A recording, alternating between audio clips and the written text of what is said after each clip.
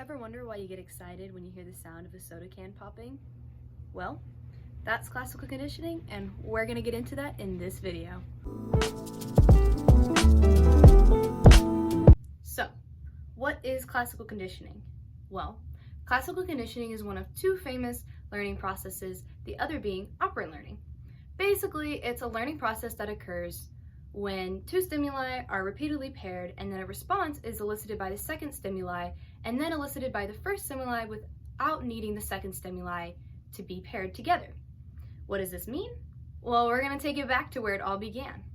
It all started with Ivan Pavlov. Ivan Pavlov was a Russian physiologist who wanted to study the amount of saliva dogs produce when food enters their mouth. His experiment is known as Pavlov's dogs. With the dogs in harnesses, his assistant would bring the dogs food and then measure how much their mouths salivated.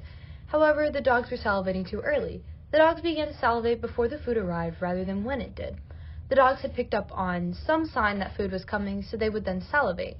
And so Pavlov switched his experiment to focus on what we now know as classical conditioning. In his new experiment, Pavlov would ring a bell to which the dog had no response. However, he would then present food and the dog would salivate. He would then pair the bell and food together to which the dog would salivate.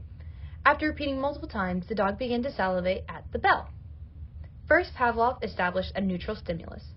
This is a stimulus that causes no response. In this case, that would be the bell. He also established an unconditioned stimulus. This is a stimulus that causes a response automatically without any need for learning. In this case, that's the food. He then noted an unconditioned response. This is the automatic response to a stimulus that occurs naturally without any need for learning. In this case, that is the dog salivating. After a while, he was able to form a conditioned stimulus.